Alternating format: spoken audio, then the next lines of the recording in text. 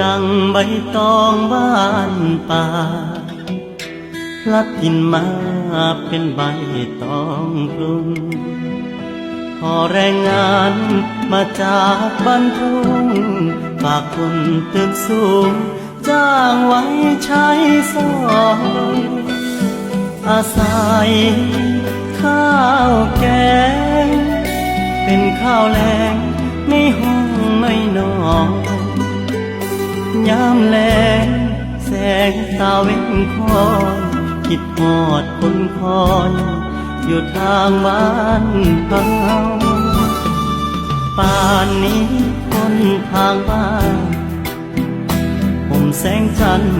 คุณพ่ออยู่ไหนห่วงจนอดวันบ่ได้ดังใบตองไฟ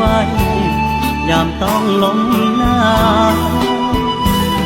อดทนสาก่อนนี่สิพลัดผ่อนยังบ่บางเบาต่อสัญญาอีกหนึ่งลมหนาวให้พรุ่งนี้เช้ายัดยืนสู่ต่อคิดทอดพื้นนา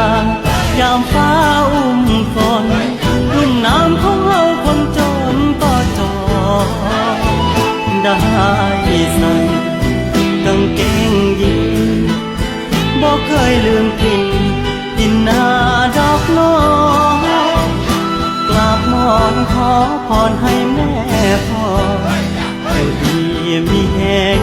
คอยลูกคืนเมืองดังใบตองบ้านป่าพลัดถิ่นมาเป็นใบตองกรุงอยากหวนคืนสู่บ้านทุ่งเป็นใบตองกุ้งบอกกล้ำรอเรือเมื่อหมดภาระบนเส้นทางของคนขายเงินชีวิตจากนั้นที่เหลือก็สร้างทำเพื่อคนที่เฮาหา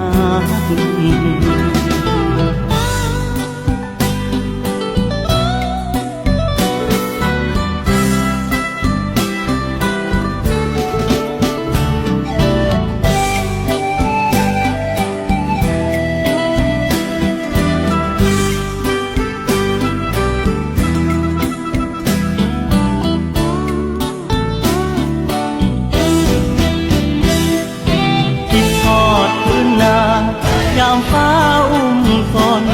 รุ่นน้ำของเราคนจนก็จอได้ใส่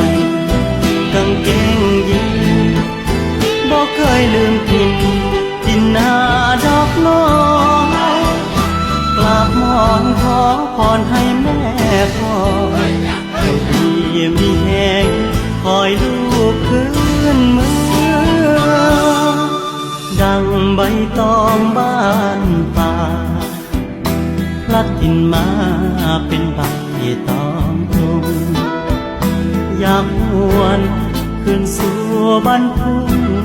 เป็นใบตองกุ้งบอกกล้ำรอเรือ